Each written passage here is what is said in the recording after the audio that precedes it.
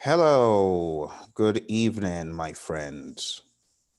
Welcome to PMP exam power prep. This is a really special session. I typically don't do sessions this early in the morning, especially if you're in Europe, probably just rolling out of bed and you get the notification that I'm having one of these. That's right, because whenever I've got one of our students getting ready for battle, I keep wondering, what can we do to ensure we get the best output? So that's why I put this together, okay? So with me, I have one of my students on a stream outside of where you can see. So you'll see me, you'll hear me interacting with this student. And if you have questions along the way, you can feel free to put them in.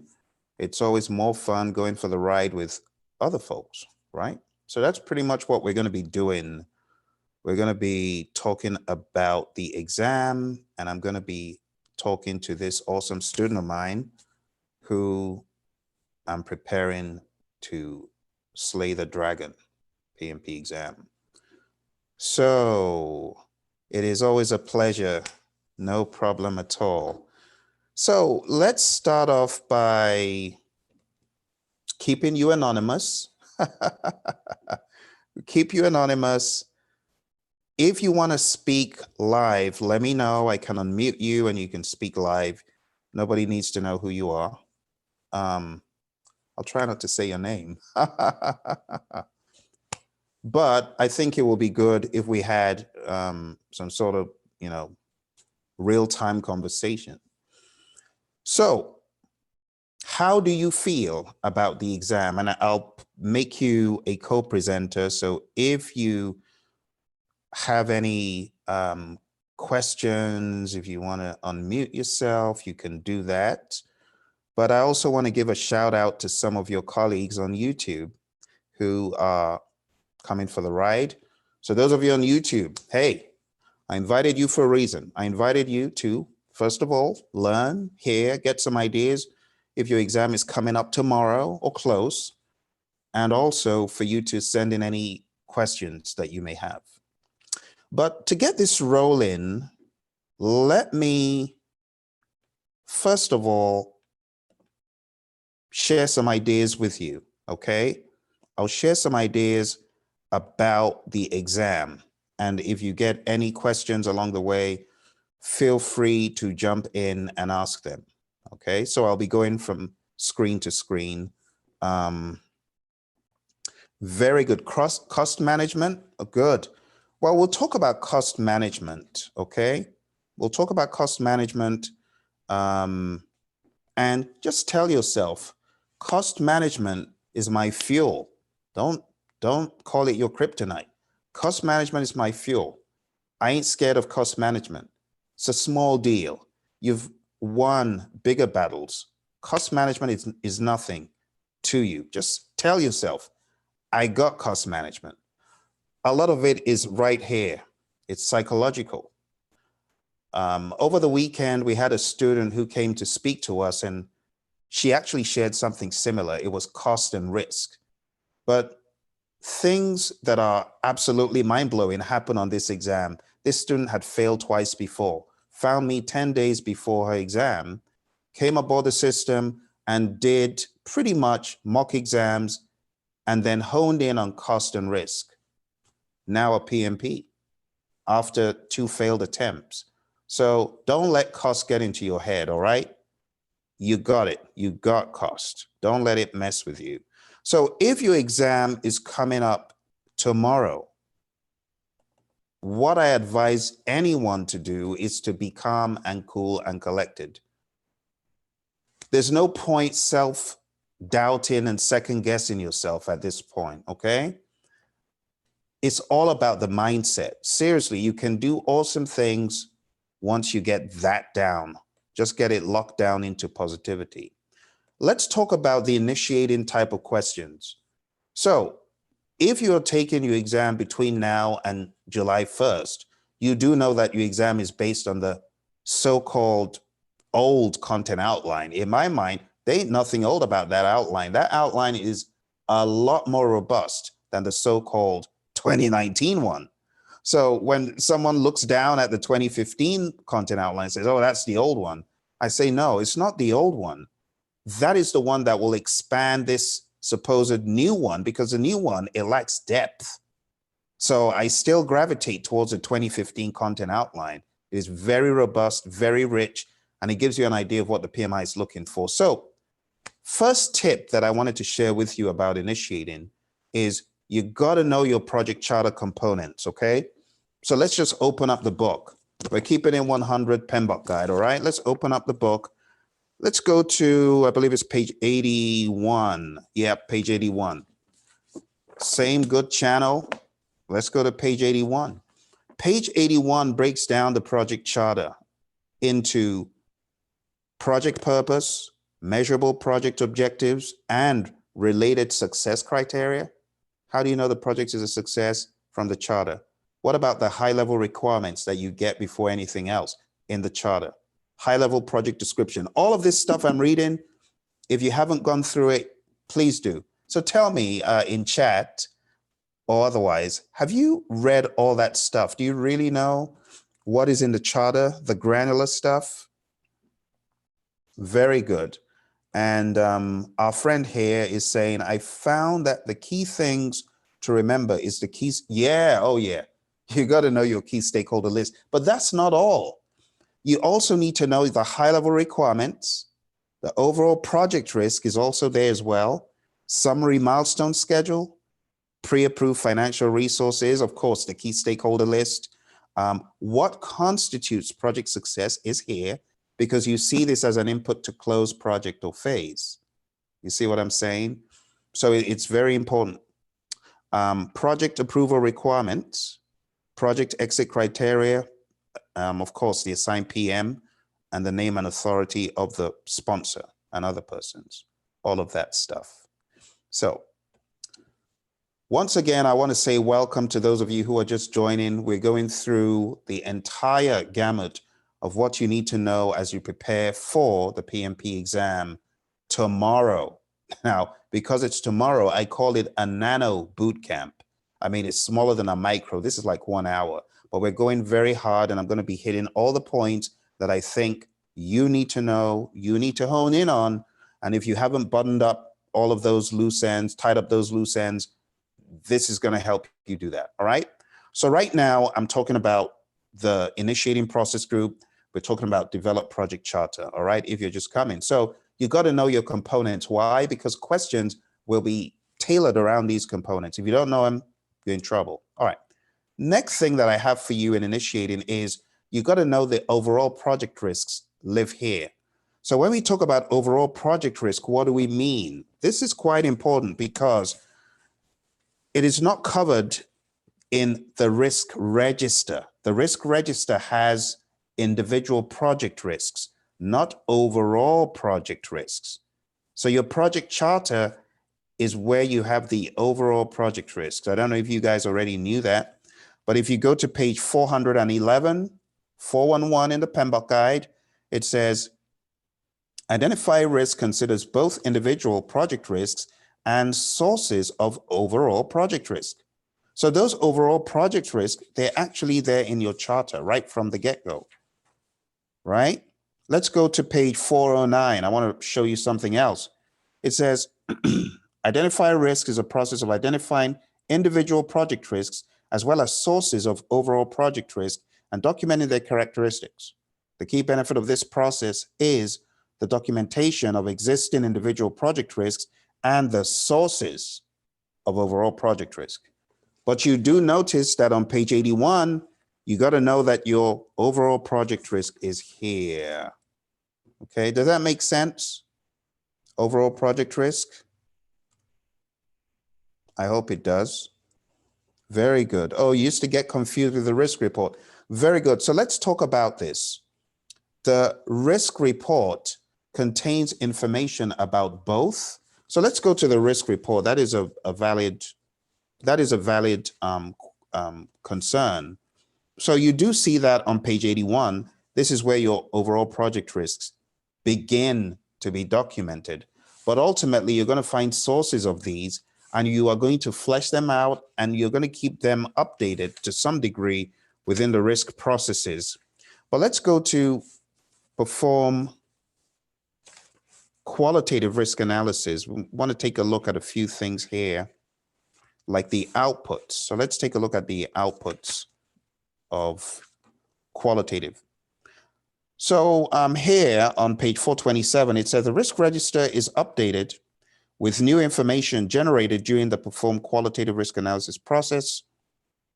And then it goes into what the risk register could contain, pretty much the individual project risk. Then if you go to still on page 427, risk report, it says the risk report is updated to reflect the most important individual project risks. And then it says usually those with the highest probability and impact. So that is one update. And then if you go to quantitative, you see that there's no mention of the risk register pretty much in the outputs. But then in the outputs, you see a mention of the risk report, just the risk report. And it says, let's go to that page.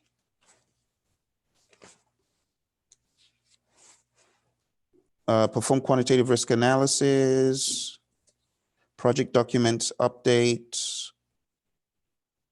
It says on page 436, project documents that can be considered as outputs of this process include, but are not limited to, the risk report. Then watch what it says. It says, the risk report will be updated to reflect the results of the quantitative risk analysis. This will typically include assessment of overall project risk exposure. It says overall project risk exposure is reflected in two key measures: chances of project success and the degree of inherent variability remaining within the project. So you can think of it like this. The project charter is not the one-stop shop for all overall project risk understanding, but it's the beginning. That when you get to risk, this is going to be fleshed out more. And in the risk report, like you rightfully said, there is some additional context of overall project risk exposure. And then you also have the prioritized list of individual project risks. So the risk report is really the State of the Union address for all risks on the project, but it's given it to management at a very high level without giving them all the granularity in the risk register. So that's something to remember as well, okay? So does the overall project risks in the charter go through the risk processes in planning? Actually, it does not. So you identify overall project risk at the very beginning at a high level, things that could bring the entire project to its knees. Now, there's a difference between the overall project risks and the overall project risk exposure, because we also need to factor in the individual project risks. So the individual project risk collectively is what we're looking at in quantitative risk analysis. That's why we say performing quantitative risk analysis is looking at the aggregate effect. Aggregate effect is the key. So that's where you look at the aggregate effect of those individual project risks and overall project risks. So the individual little project risks, or the individual tasks that have risks, collectively they could kill the project, they could bring the project to its knees, but that's not what we mean by overall project risk. Overall project risk are singular things that could kill the entire project. So they're not individual risks linked to a task, if that makes sense. So a new legislation, for example, a new technology that totally wipes out the need for what you're working on. Those are things we want to be thinking of at a higher level when we say overall project risk. And these are things you should identify in developing the project charter, because they can kill the entire project. So why do the project if you don't know the risks associated with it? You should.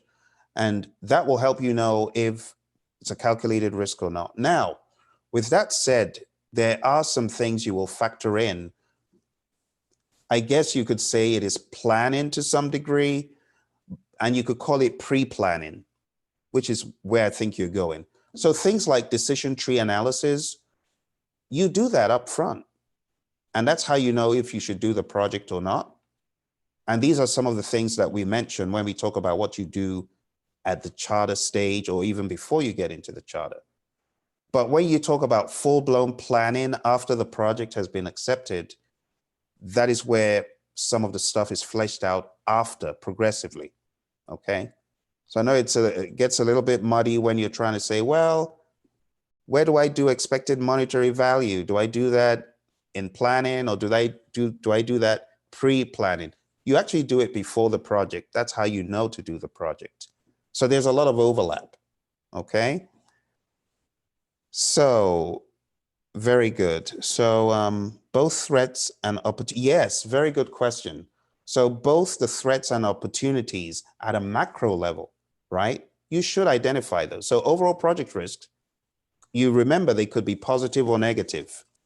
Okay. I know for some people this is a little bit advanced, but be rest assured this stuff could be tested on your exam. So I want to call your attention to page 445. Strategies for overall project risk. It says, risk response should be planned and implemented not only for individual project risks, but also to address overall project risk. The same risk response strategies that are used to deal with individual project risk can also be applied to overall project risk. And then you've got all these descriptions. And this is where you decide how we're going to deal with the things that we've identified in our project charter, you see. Now, technically speaking, we've put it in planning, but there could be some pre-planning thought along these lines. That's how you know whether to do the project or not. Something I want to call your attention to, you probably already know this. I find it very hard to keep you anonymous because I've almost said your name a few times and people, oh, I know who that is. Nah, not so lucky. Ain't gonna happen. I'm pretty resolute this time. Okay, so if you go to page 555 in the PMBOK guide, what do you see? You see the image that shows you the overlap of initiating, planning, executing, and shows you that monitoring and controlling pretty much is all across, and then closing. This is why sometimes it's hard to categorize which bucket things are happening in. Is this happening in planning when the project is authorized, or is this happening in planning somewhat before you even accept a bid? It could be either. It could be either. Another way of thinking about this is when you're doing your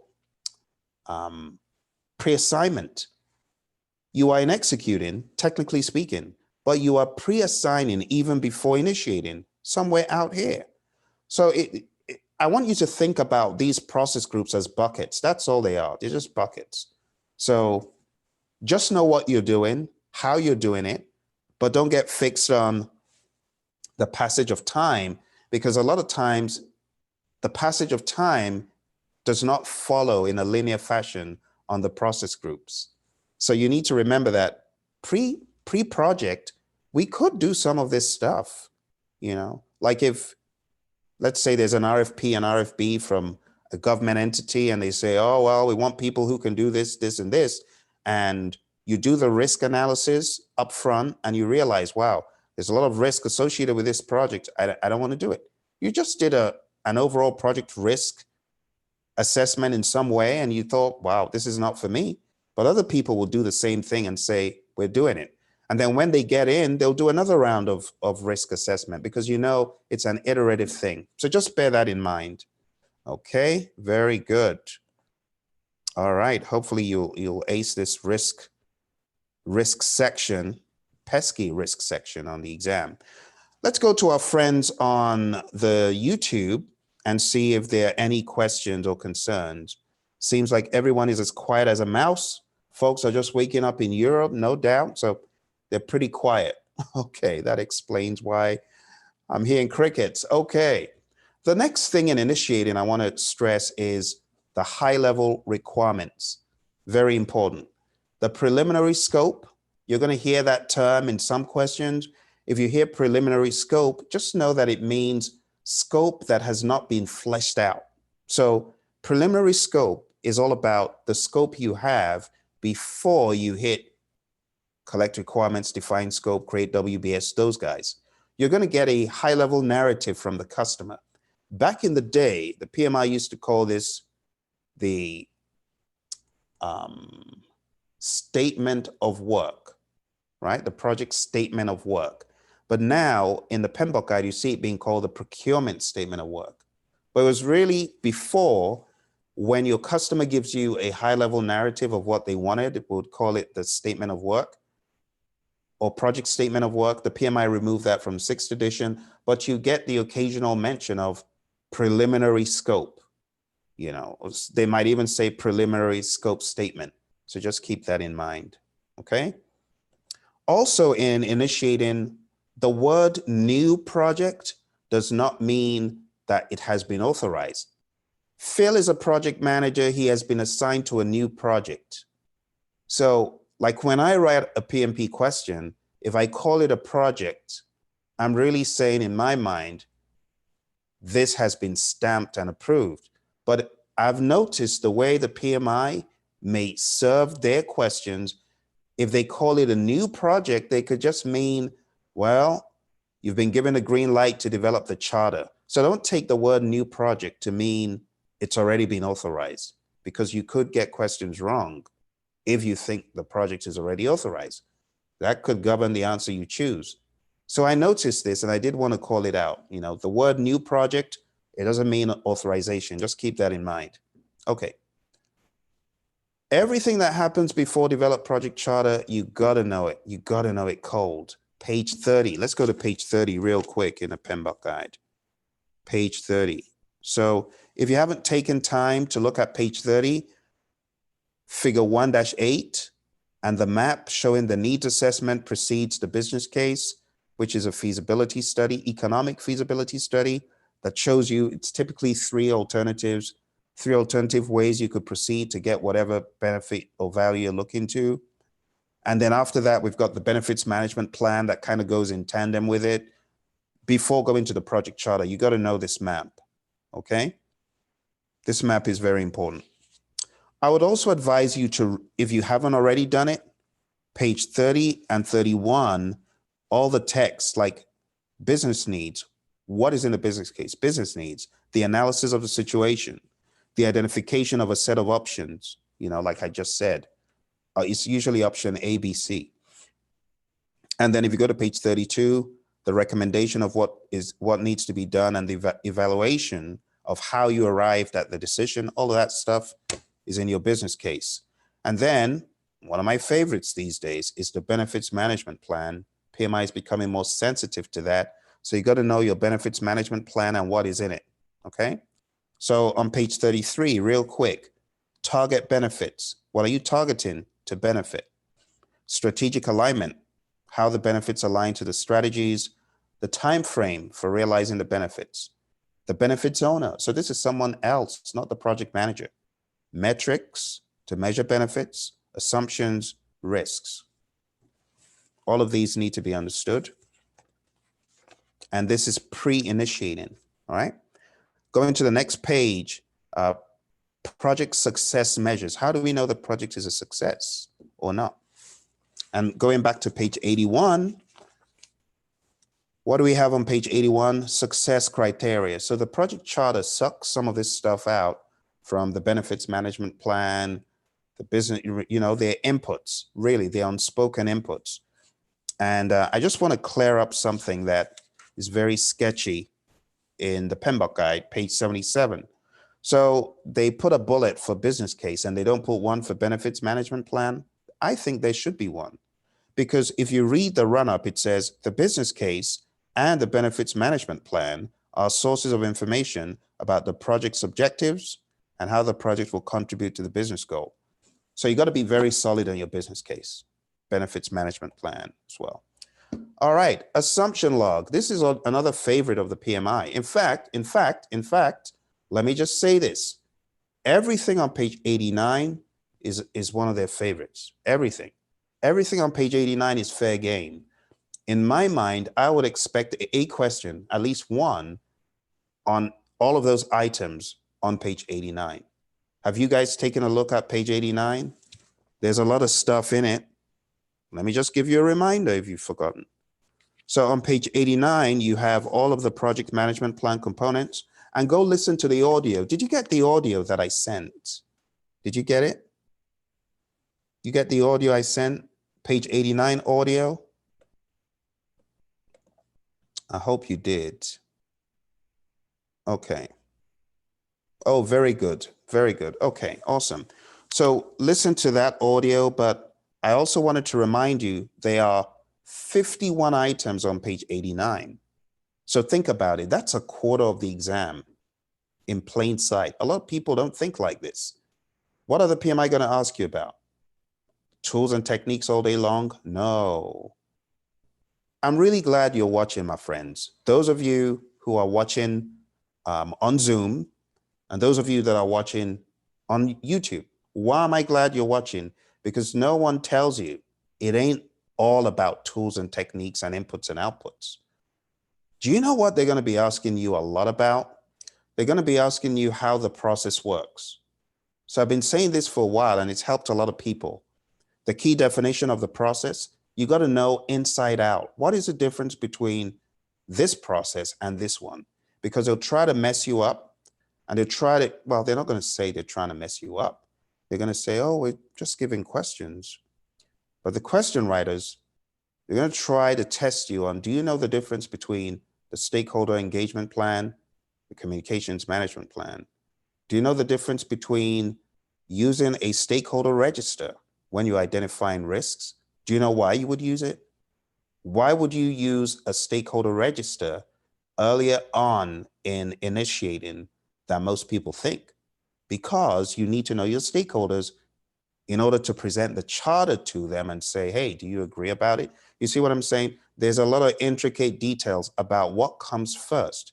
And that's why people find the exam a little bit tricky. But I'm glad you're watching because I'm exposing this stuff. And I really want you to go back and think about how each process works. I want you to read the key definitions, the key benefits, and all this stuff on page 89. That's 51 things hiding in plain sight. But wait, there's actually more. Because if you go into the granularities of the development approach, that is another thing they could ask you. You'll be amazed. The development approach is right there on page 89, right?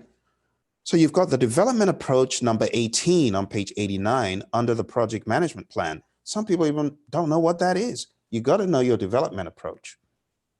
Why do you need to know your development approach? Because those are the flavors of how project management is distilled and served. You've got your predictive, you've got your iterative, you've got your incremental, you've got your agile or adaptive, and you got to know all of these.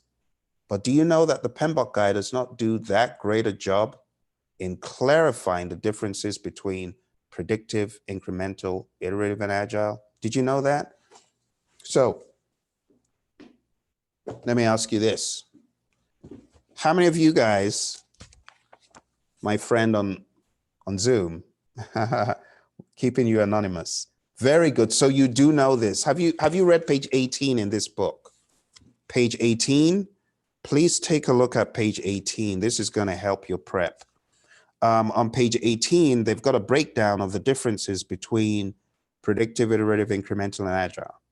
So agile is frequent small deliveries, obviously.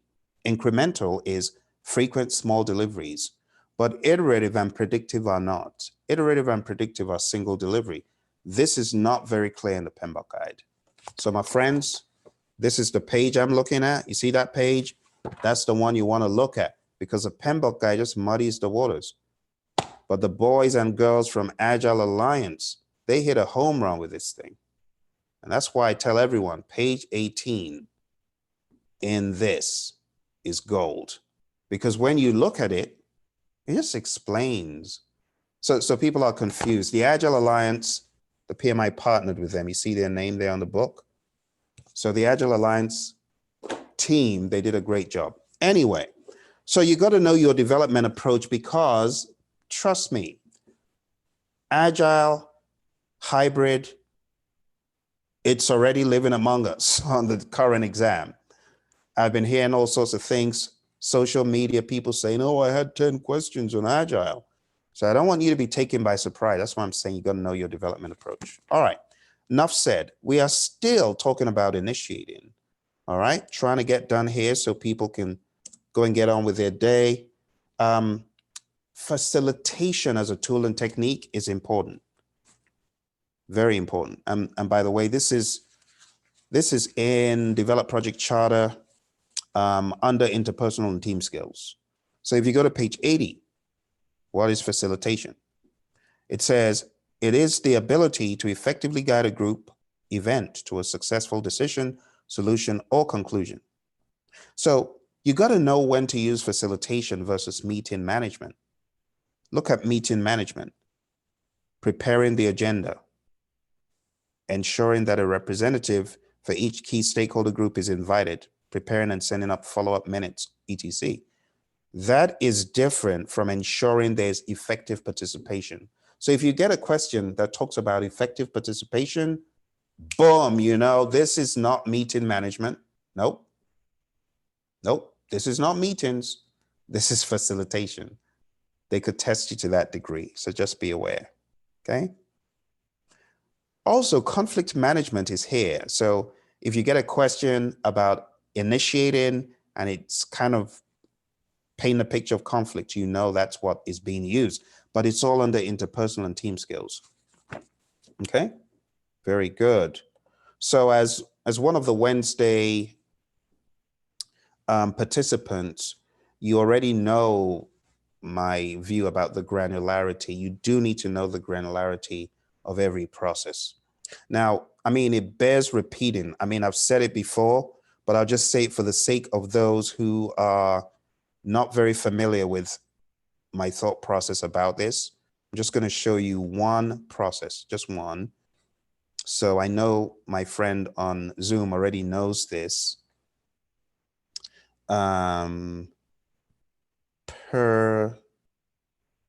With conflict management, you use these types of power, PIRSRE.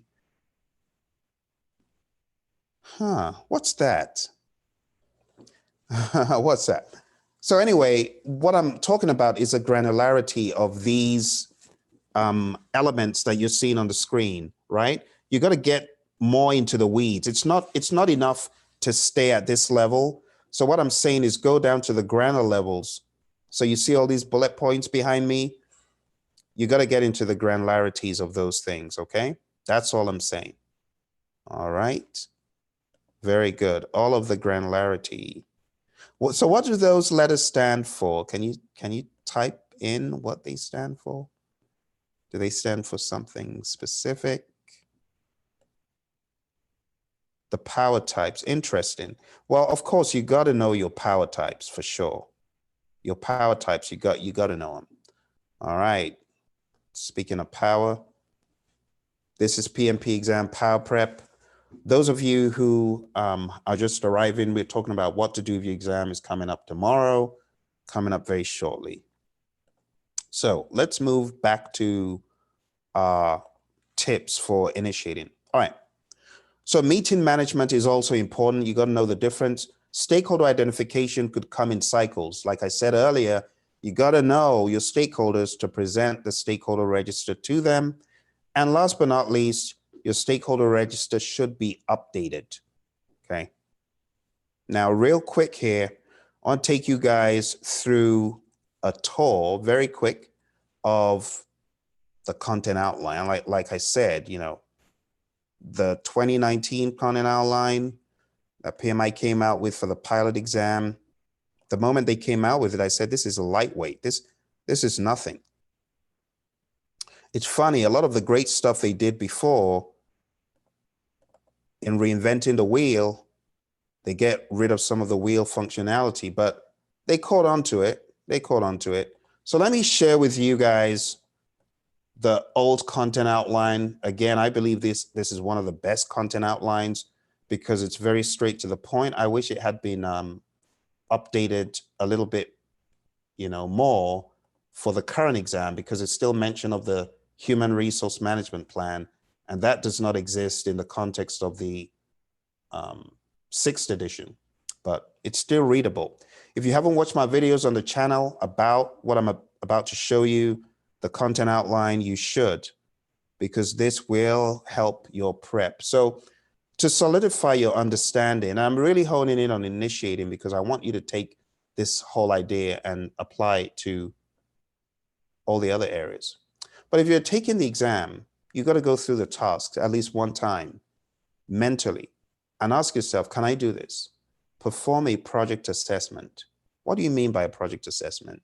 Do you mean assess the project when it's live? No, assess the project before it is authorized. So let me explain a lot of the stuff in initiating here. This is before authorization. Some of it, not all of it, some of it. So perform a project assessment. This is before initiating. See, it says based on available information, lessons learned from previous projects, such and such. All right.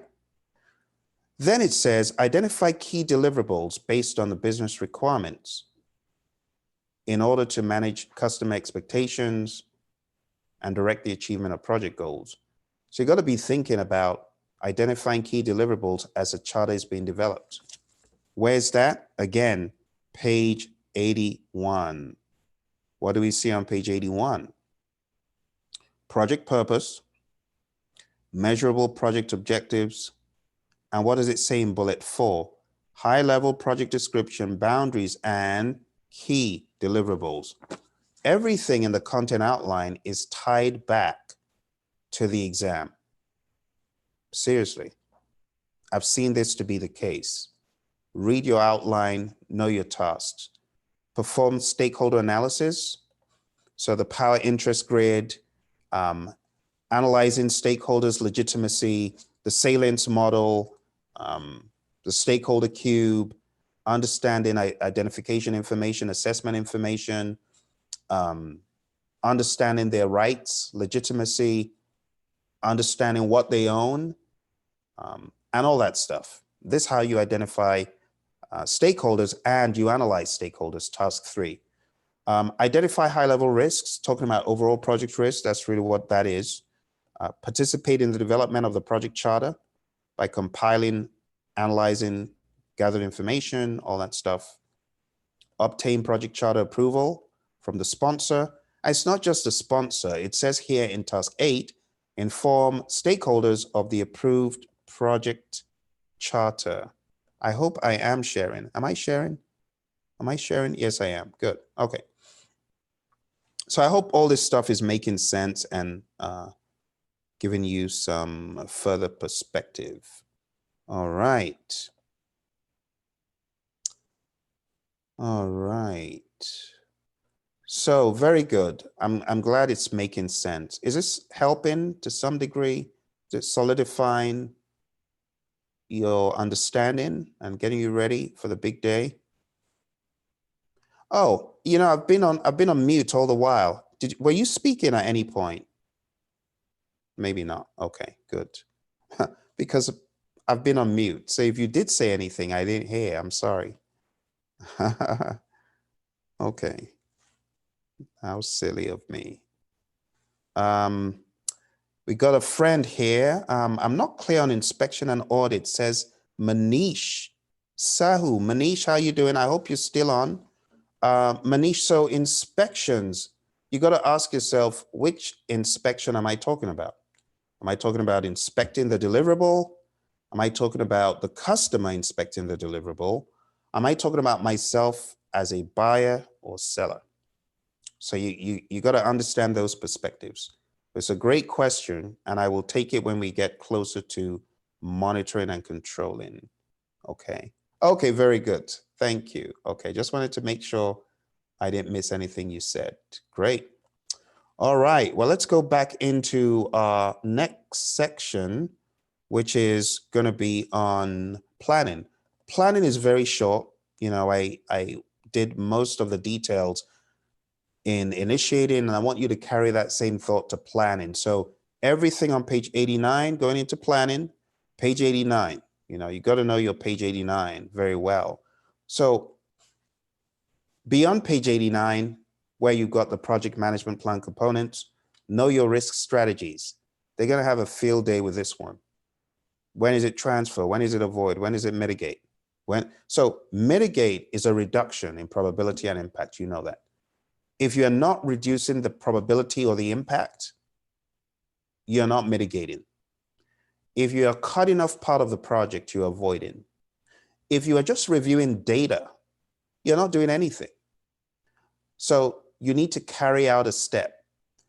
I also found that in the context of the exam, sometimes when they allude to a project manager doing something, like a project manager is doing research, the options may not show accept, because in the question writer's mind, doing the research, the project manager is going to do something. See, so in my mind, some of the questions may not be written from an entirely aware perspective of what risk is, because I've had this banter back and forth with, my buddy, the risk doctor, about what we really would say is a risk response. And a lot of times when people think they're responding to risk, they're not. Like reading a book, you're not responding to a risk. So if there's a risk and you say you're reading a book to gain knowledge, that does not necessarily tell me you're going to use that knowledge to deal with the risk in a particular way. But for the sake of the exam, I'll just say read it very carefully. And usually when it says the project manager is looking for plan B, you got to read it very thoroughly to know, is a project manager going to avoid by doing something different, or is the project manager just going to reduce the probability? For example, Phil is a risky supplier. I'm going to choose another one. What have I done? It could be argued from various perspectives. It's not really going to remove the entire risk, because they're people, right? So going with a different vendor who is likely to not disappoint does not mean that the likelihood is at zero. So that's not avoid. At best, you would say, oh, well, I've kind of mitigated it because Phil was more risky, but you haven't avoided it. So just read the questions with a knowing perspective, if that makes sense. Okay. The next point here is know ES and LS. So a lot of times people get carried away with the critical path, but they don't really know what ES versus LS means. Early start, late start. When you say late start minus early start, what does that give you? If you were calculating within one box and you did the bottom minus the top for late start minus early start, or late finish minus early finish, what does that tell you? Got to know what that tells you. Total float. What does it mean if it's positive? What does it mean if it's negative? What does it mean if it's zero? So I know for some people, this is kind of a new thinking, but you got to think about late start minus early start equals negative. What does that mean? Late finish minus early finish equals positive. What does that mean? Late start minus early start equals zero. What does that mean? If it's negative, what does that mean? If it's zero, what does that mean? Negative, you're in trouble. You're behind, okay? If it's zero, it means that you cannot afford to let it slip. And if it's positive, it means, wow, we're doing so well, we're actually ahead in some way. You're doing so well on the critical path. Do you get what I'm saying? So when we talk about total float, a lot of people don't realize that your total float, it could actually be positive, negative, or zero. This is talked about in chapter 6. So I didn't want to come at you with stuff you already know. I wanted to show you stuff that may be a little bit new, depending on how much of the PMBOK guide you've read. And not you per se, but people who are listening to this after the fact. So all of this critical path stuff talked about under sequence activities, understanding forward passes, backward passes, it's all here. And I wanted to show you the specific page where this is mentioned in the PMBOK guide. I know some of you PMBOK scholars, you already know the page. The critical path, the float, the slack, slack and float are the same thing, but it could be positive, negative, or zero. Here we go, page 210. 210. It says a critical path is normally characterized by zero total float on the critical path. As implemented with the precedence diagramming method, sequencing critical path may have positive, zero, or negative total float, depending on the constraints applied. Positive total float is caused when the backward pass is calculated from a schedule constraint that is later than the early finish date that has been calculated. A lot of minutia here, but that's on page 210. Additional good reading for you. All right, if you have a moment to read that. Okay. Oh, the one method. Well, the good news is this. On the exam, you'll be fortunate to even get one. So if you get one network diagram, good, especially if you know how to handle it. But total float is pretty much the same across the board. Total float, whether you're using the one method, the zero method, it means the same thing. All right, good. Yes, so total float is the amount of time you can delay a task without affecting the project. Free float, the amount of time you can delay a task without what? Chat into me. What is free float? Free float is the amount of time you can delay a task without what? Does anyone know? Anyone on YouTube know? No, crickets. No one's saying anything. Okay. So free float is the amount of time you can delay a task without affecting a successor activity. And it's the successor activity with the least float if you've got multiple. Okay. Oh, very good. Delay A without delaying B. Very good. Okay, good. All right, let's move on. So we don't have much left in planning. Just understand that when we talk about risk in contracts, FFP is very dominant in terms of the choice that people who write questions typically go for. So if they give you a choice of which one has the least risk for the buyer, it's always a FFP, even in instances where you're doing self-augmentation. Keep that in mind. All right, executing. Executing is our next one, and all I can say about executing is interpersonal and soft skills use needs to be valued over tools. The tools are great, but a lot of the questions are going to test you on the interpersonal and soft skills. So where do I want you to read this? Believe it or not, it's actually not all in the executing pieces of the knowledge areas. What I would like you to read for your exam, and let's focus on this for a little bit. For your exam, the executing area, you're going to get really good with it in chapter 3.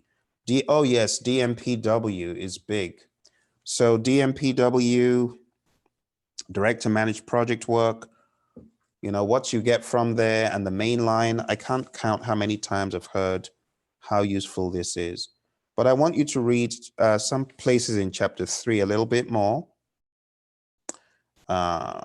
Read page 53, the end of page 53, going into page 54. I would also advise that you read the leadership skills place. So dealing with people, page 60, qualities and skills of a leader. That's important as well. Politics, power, and getting things done. Definitely. Oh, is that what you wrote down? I see, page 63. I see the acronym. PIRSPRE. Don't tell me someone asked you to memorize that. My goodness. Okay. It's good information to know for sure. So everything on page 63, is there a mnemonic for it? Oh, very good. Thank you. I'm glad you're watching the mainline video. PIRSPRE,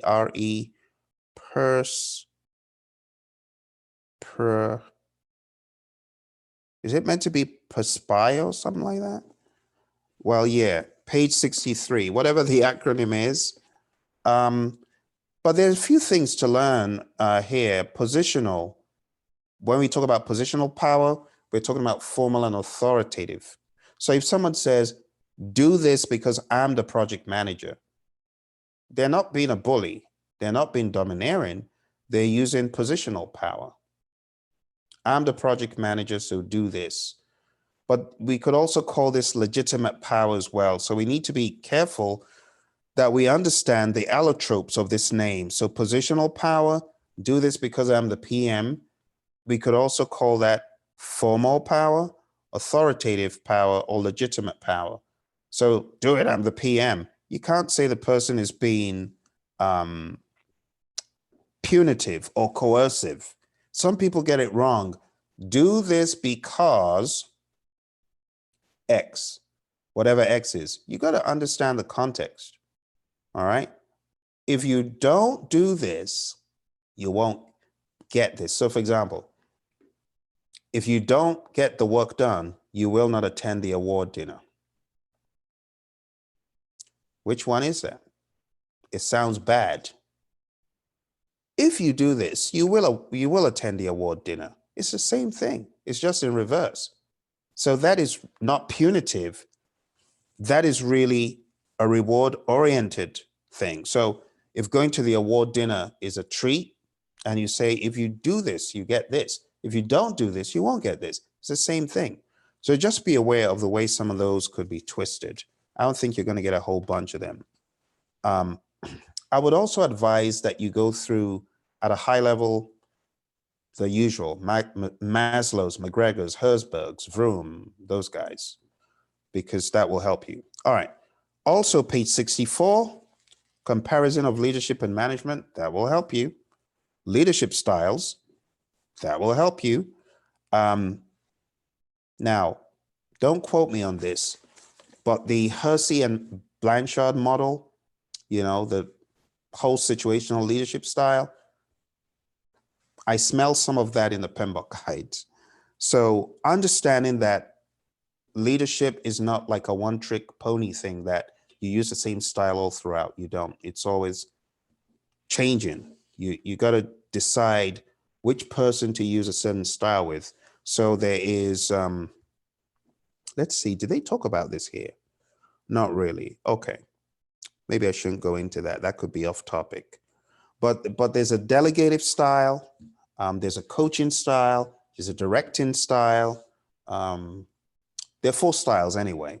And depending on who you're dealing with, you're either directing them like for tiny little tasks and stuff, or you're either coaching them where they need a lot of hand holding and stuff, or you could use laissez-faire. So they kind of talk about these a little bit. So these are not bad. The laissez-faire style talked about on page 65, that's okay. The transactional style, kind of like I look at it like doing deals, like knowing what motivates each person individually, transaction by transaction. Servant leader, Robert Greenleaf, the originator of this, there are 10 different mindsets or 10 different landmarks when it comes to being a servant leader. PMI doesn't really go into each of the 10, but it's still worth knowing, right? They actually do talk about some of them. So putting people first, focusing on other people's growth, learning, development, autonomy, and well-being, relationships, community. They actually did mention them somewhat. So that is an important one to know. Under servant leader, there are 10. They didn't list all 10 out, but they're buried in there. Transformational leaders, understanding that the key attributes, empowering followers, and then inspiration and motivation, and then charismatic and interactional. So page 65, I didn't mean to train this. So I guess the truth is coming out. I have a bias towards chapter 3. That's it is my favorite chapter in the 6th edition, actually. But let's move on. Only because of the leadership piece. That is like one of my passions. So I can definitely see myself gravitating more towards anything that the PMI talk about in that space. But you do know that the executing process group is all about really leadership. That's really what it is. It's about executing the plan with great leadership at the backbone. And that's why on the exam, a lot of the questions are all in the personal skill leadership. In a personal skill leadership, that's really what it is. Not even so much management. Management is all the other stuff. Okay. So the questions will test you on this. And all you need to remember is people are important. People are not racehorses. They're not machines. We need to value them and we need to put them first. That's the mindset. All right, let's go over to monitoring and controlling. A few important things. One, always follow the recommended change control procedures. Two, you don't have control over people's ability to request changes. People can request changes all day long and you shouldn't shut them up. And three, variance analysis, trend analysis. This is where we do it, monitoring and controlling. So if you hear trend analysis, variance analysis, you can suspect, oh, that's what they're talking about, type thing. All right. WPI goes in MCPW and WPR comes out of it. Very good. That will definitely be a feature that could help you on the exam for sure. For sure. As the exam begins to morph towards the new exam, do not be surprised about the agile presence you might see. So I would say on the LMS which you're on, please watch a little bit of the agile over, just high level. If you haven't gone into it at all, I would say go for a little bit of a refresh. Okay. How comfortable do you feel about it? You use agile at work, right? Remind me, do you use agile at work or not? Yeah, cool. So you do know what a product backlog is, yeah? You know what a sprint backlog is? Very good. Retrospectives, yeah? User stories, very good. For those of my friends watching on YouTube, in fact, I did say I was going to address that question. So let's go back to that question that we had on YouTube. We had our friend on YouTube, Manish. So Manish, thank you very much for chatting in that question. And I do want to answer the inspection and audits. So why don't you follow me to where we investigate this stuff? One of my favorite places in the guide, page 686 to page 694. And by the way, those of you watching on YouTube, don't hesitate to send in your questions. That is the whole purpose of me dialing you guys in. All right, good. So there are some places of interest here in the PMBOK guide, page 692. And we have another page of interest, page 694. So Manish, could you expand upon where you have that as a concern? Are you talking about chapter 12? Is that your concern? Or is it chapter 8? Because when we talk about inspection and audit, you do know that in the context of the 6th edition, they're not lumped together like that anymore. You sound like someone who may be aware of the 5th edition. Do I perceive some 5th edition influence? It sounds like you're in the same bucket I am, because that was a 5th edition term. But let's go to page 498, okay? Page 498, it says inspection. A structured review of the work being performed by the contractor. This may involve a simple review of the deliverables or an actual physical review of the work itself. On a construction, engineering, infrastructure project, inspections involve walkthroughs of the site by both the buyer and the contractor to ensure a mutual understanding of the work in progress. So in procurement, when we talk about inspection, we're not necessarily talking about just picking up a widget this easily and looking at it and critiquing it. We could be talking about a walkthrough, a drive-through. Okay, Manish is happy. Very good. Very good question, Manish. And then going into audits, it says audits are a structured review of the procurement process. So this is different from the audits talked about in chapter 8. So let's go to page chapter 8.2, 8.2.5. All right, page 294. All right, so this is a different audit. So in procurement, when we talk about audit, we're talking about auditing the procurement process, how well it went, how well it's going and stuff like that. When we talk about audits in the sense of quality, it says, an audit is a structured independent process used to determine if project activities comply with organizational and project policies, processes, and procedures. Now, watch this. This is a very important statement. A quality audit is usually performed or conducted by a team external to the project. So this isn't one of those audits where people say, oh, I'm doing my own audit. You could have an external person audit you. It says, such as the organization's internal audit department, PMO, or by an auditor external to the organization. And it goes into what you're trying to gain from those audits. But let's go to the next page, 295. It says, quality audits can confirm the implementation of approved change requests, including updates, corrective actions, defect repairs, and preventive actions. So you need to understand the wider scope of audits in this context and what they're used for. We want to make sure we're doing things well. Actually, this is valuable. So why don't we take a quick peek on this, or at this, I should say. Oh, you use Jira. Very good. Epics components. Inspection happens in control quality. That's correct. Validate scope, but don't forget.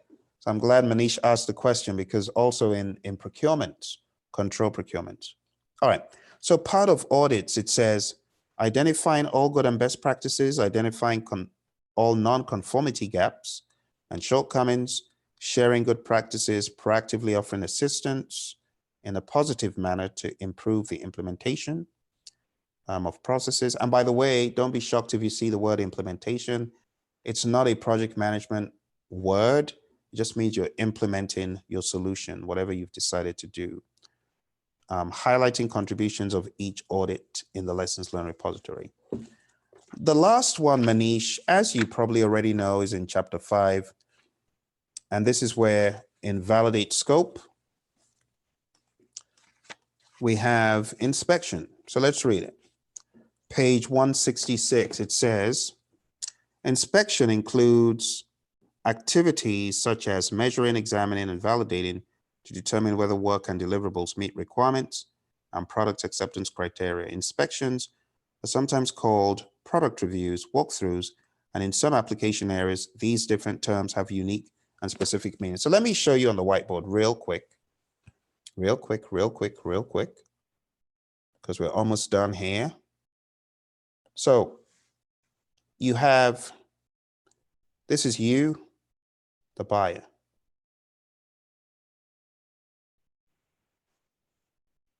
And this is your contractor or your seller. When you, the buyer, are thinking about inspection, you could be thinking about inspection in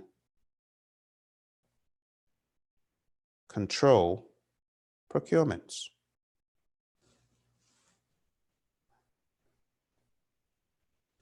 This is where you are inspecting what has been created for you. When you talk about your contractor, in their mind, when they're looking at you doing the inspection, your contractor is going to view you in validate scope. So your contractor sees you in validate scope, but you see yourself in control procurement. And we're doing exactly the same things pretty much because we're doing the same things we're doing. Here, we're controlling procurement in our eyes, but in the eyes of your contractor, you're validating scope. So you got to remember that for every project, there are two views. Your view from where you are and the view from where your contractor is. Now, if we wanted to add a third view, we could also say, if there is a customer somewhere in the horizon that we are doing this project for, there is the customer, there is you, there's your contractor. There are now three entities. For your customer, when they're inspecting whatever you finish creating, you are viewing them in validate scope. So it becomes a tunnel of mirrors in some way. And you just got to ask yourself, who am I? What am I doing? And just make sure you understand who you are and what you're doing. Okay? Your customer, in their eyes, they see themselves in control procurements. So it goes over and over again. And the more entities we have, the more layers of overlap, the more different perspectives. So Manish, I hope that helps you with some perspective of inspection and audit. Just be aware they're not lumped up together like they were in the 5th edition. All right, last but not least, the final thing here is closing. So follow the recommended closure procedures. What I have noticed regarding the exam is it is not robotic in how the questions are broken down in closing. In closing, however, it would make sense for you to release the team when the team has finished a lessons learned, when everything has been completed and archived, not when you need additional assistance. You wouldn't let the team go when you need stuff done still. So keep that in mind. You don't let the team go until they've done the work that they need to with lessons learned, with the final report and all that stuff. Okay? So the page I want you to go read up and go study and know a little bit more is page 123. Okay. Yes, very good. Indeed, the charter is used in closing. Indeed. Okay. So with that, I am going to remind you of what I need you to do as you study. Always go back and forth between what you're reading and this right here. This is definitely something you need to be referring to in the final, I would say the final day. Just go through it casually, read it like a newspaper, right? Just read it casually and breeze through it and see if you can glean anything you've not seen previously. Those of you that have watched the videos, you could watch my video on this at like high speed. So for those who don't know that I've got a bunch of videos on this, just go to the Praizion YouTube channel and look out for those videos. I call them the blueprint, and I'll show it to you right now just so that you've got clarity. There's a lot of gold here, but people are not using it enough. I feel there's a lot more to benefit from. So over here where it says PMP exam content outline, there's executing, there is planning, there's initiating, and then closing has not been uploaded yet, but it will be. But there's another place you can get the information. It's called, I'll type it in for you guys. It's called PMP exam failure stamp out. Stamp out. So the PMP exam failure stamp out page is right here. And let me copy that link into the chat for you guys who want to go check out the videos right there. And it's free. I mean, I put this up because I really don't like people failing the exam. I don't like it. I feel everyone should have a chance to pass the thing. I want everyone to pass it. You know, no matter how much time they need to dedicate to it, I know people can do it and I want them to do it. But I was getting feedback from a lot of students who were having a hard time. So I put this out to help them, you know, to conquer it. I really want people to pass the test because for some people like me, they ain't going to be able to get good employment in project management without it. I tell the story of how I worked in an engineering firm and wanted to get out, wanted to make more money, and no one would look at the master's degree. Seriously. I don't know if you guys listen a lot to others on social media, but they'll tell you that having an MBA or having a Master of Science degree or Masters of Science or Masters in Engineering or whatever it is, the PMP in project management jobs, it just dominates. It's ridiculous. It dominates. So I couldn't get into a lot of firms until I got certified. The moment I got certified, boom, 300% increase in salary, 6 figures. 6 figures was a dream because I had a boss who used to say, oh, Phil's time is so minuscule, it's ridiculous. Even if he worked 100 hours, nothing would shake. That was pretty much what he was saying. So I remember a time I worked a lot of overtime. And then he saw the overtime. She's like, oh my goodness. Oh, it's just Phil's time. It's just Phil's time. And that's when I decided I needed to get out. I needed to take the exam. I needed to, you know, get a better job. And my goodness, I mean, people vote with how many PMPs they hire. They're trying to tell you the certification is valuable. And that's why I'm very passionate about it, because I know how it's helped me, but not just me, it's helped scores, thousands of people I've trained across the world. It has taken them to a whole new level, you know, in their careers.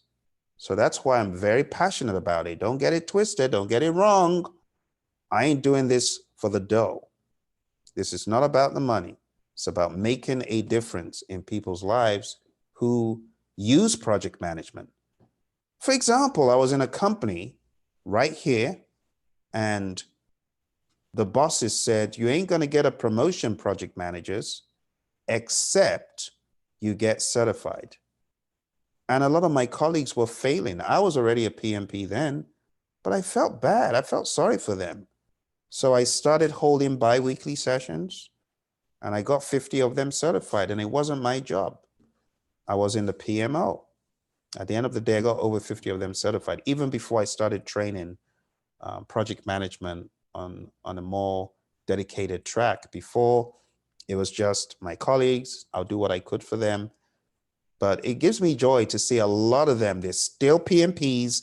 They've moved up in the firm. Some of them are VPs. Some of them become CEOs in their own right. This stuff helps and it works, at least for now. At least now it does. No one knows the future. That's why the time to get certified is now. The time to make an impact with your PMP is now. Okay. So I hope this helps. Any questions? Because I know it's late, and in the United States, some people want to go to bed. In Europe, some people are just rolling out of bed.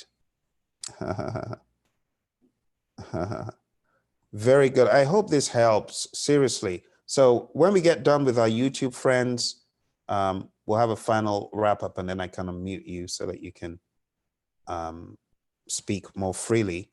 But let's go over to our friends on YouTube. Any final comments or concerns? Don't be shy. Don't be shy. Look, I'm here to help you. Do you have questions or concerns? I know a lot of times people are like, oh, I don't want to ask a question. I don't want it to look silly. Seriously? Come on now. Go in once. Go in twice. Go in thrice. Okay, my friends, it's been great speaking to you. Remember, if you need training, coaching, mentoring of any sort in March, I am going to start taking new students. Right now, it's chock-a-block. We're working on the pilot exam. I'm training folks to take this pilot, and I'm also training a few folks on the Wednesday track to take the current exam. All of that stuff is going to be done early March. So the big run up to the change of the exam is going to be from March 21st to June 30th.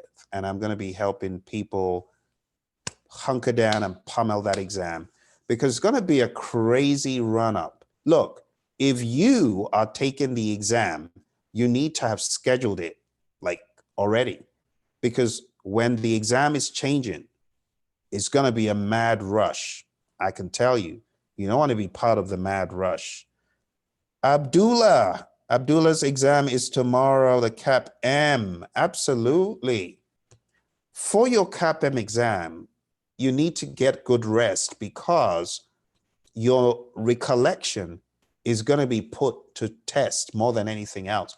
For the PMP, it's all about the cognition and putting stuff together. For you, it's the recall. If you don't recall it, trouble. So you need to be able to recall stuff. And how do you recall stuff? Rest. So have you read the PMBOK guide? If you have read the PMBOK guide and you understood all that you studied, that's good. But let me give you a few power tips to make it a home run. Go over all the figure-1s. Do you know what I mean by the figure-1s? 4-1, 5-1, 6-1, 7-1, 8-1, 9-1, 10-1, 11-1, 13-1. And I want you to highlight all of the major tools and techniques that do not appear anywhere else, all of the major outputs. And I want you to really understand why they're used and where they come from. You could do this like 10 minutes for each figure. So figure 4-1, spend 10 minutes on it. Just go through stuff you may not have noticed and do that. And that will help give you some confidence. But you know my second tip, like the PMPs, you know what you need to do, Abdullah? Have you done this? Have you actually looked at this? Let me show you. You know where I'm going with this. I actually have a series of videos where I go into the granular details of this, but I would like you to do this on your own. Take a look here. If you have not been through this document, I highly advise it. This document is going to give you perspective to how your exam is going to be set. So chapter 1, 6%, chapter 2, pretty much 6%, chapter 3, 7%, chapter 4, 9%, chapter 5, 9%, chapter 6, 9%, chapter 7, 8%, chapter 8, 7%, chapter 9, 8%, chapter 10, communications. That's a 10-10. You got to know your communications, the biggest piece there, right? You see that? Risk is 8, procurement is 4, stakeholder is 9. So what I want you to do, Abdullah, before your test is go through this. You see, it didn't take too long, rapid mode, but how about after reading figure 4-1 to 13-1, spend about 5 minutes with each of these and try to understand what they're asking, and you'll do well. But more than anything else, let me show you this because this could help you. Oh, it is a pleasure. Just give me a second and we are going to be having a little conversation. But before we do that, Abdullah, if you go to YouTube and you type in CAP-M and Praizion, I want to show you, I have a number of videos. Let me just type this into the YouTube chat for you, because you can see I've got a number of videos here that can actually help you. So let's type this in here. And Abdullah, if you go to that link, you see various videos about the CAP-M exam. And I actually have a video of when I just came out of my CAP-M exam at Cloak Lane in the United Kingdom, because I took my last exam. Actually, this is it. It's CAPM exam tips, lessons learned live from London, right there. So I show you what I did before my exam. I go into the exam venue and it's kind of fun. You see that. So I will put that link into the description. It'll give you some inspiration as well.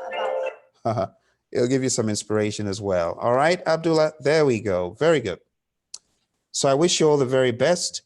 Judith says, Phil, I'm a little confused about the part 2 in the PMBOK 6. Should I read the whole of it or is part 1 sufficient? It's a great question, Judith. I think you actually should go through everything in the guide because knowing what is there is only going to help your perspectives more. So part 2 is like the top of the waves of the inputs and outputs and the process. So it's not a bad read. If you go through it at least once, it could help.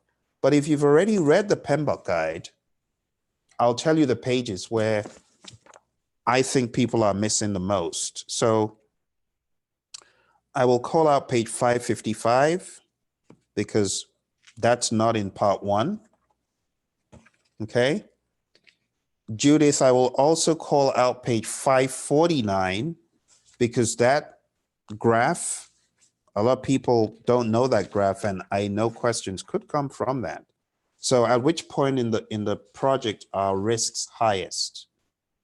What do we mean by risks highest? The probability of a risk.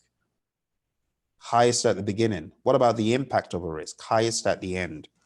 That stuff is not in the first part of the PMBOK guide, but it's there on page 549. My friend on Zoom, name withheld. That is also helpful for you. I drew out page 55 earlier. And let's see what else. Yeah, there are some very, very helpful high-level process maps. Let me show you like this. Do you guys see that? So this stuff here, right? These are very helpful when you're trying to have a more macro view of the PMBOK guide. You see, it shows how deliverables get to end users, you know, so things like that. Also, this kind of interaction, a lot of people don't know that this is in the guide, but it is there, all that stuff. For people who are very visual as far as understanding visually by seeing it, that could help them. But all of the other text is pretty much in the first part. But those are a few things that could help. And again, all the maps in the beginning that show you how the process group comes together, all those are helpful. But I know a whole lot of people that didn't even, I'm not saying do this. I know a lot of people who didn't even read in great detail. They kind of skimped around the guide. I don't advocate that. I never, ever have advocated it because I believe it is part of your professional responsibility to know this.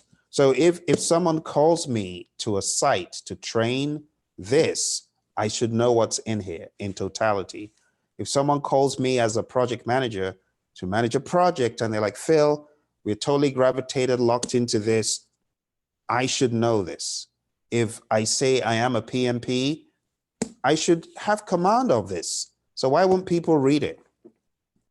You know, it's not going to take more than a few days. You know, I know someone who read the PMBOK guide in less than a week. It's absolutely doable. 100 pages a day, speed read, it's doable. So I would encourage you to know what is in it. And after at least going through it once, it's not foreboding anymore, you know. And then once you're certified on that edition, if they come out with another edition, watch my video about what is in the updates, because I've already started my updates about what is coming next, but that's for a different day. Okay. Yes, indeed. Page 696, 686 to 694. And let's see, 686 to 694. And let's see, there's something different. Oh, the common acronyms, of course, that is very helpful. All the acronyms, page 696, 697, all that stuff. All right. So Judith, I hope that clarifies for you. You are most welcome, Abdullah. Well, thank you very much for your questions. I appreciate you guys sticking with me. I really hope this helps someone. Abdullah, let me know that you crushed it tomorrow. I want to see a message, you telling us that you aced it. All right. Thank you very much, my friends. We're going to drop off here and we're going to talk to our friend who's on Zoom, who is one of our students on our learning system. If you want to join this student on the learning system and do what this student is doing, you need to go to the website, and I'll show you here really quick. The website is praizion.com. That's Praizion.com, and you get on praizion.com. You can see we've got a self-study course. If you click on that, it will take you to where you can sign up for the training. All right. Thank you once again, and I look forward to speaking to you very soon. Bye for now.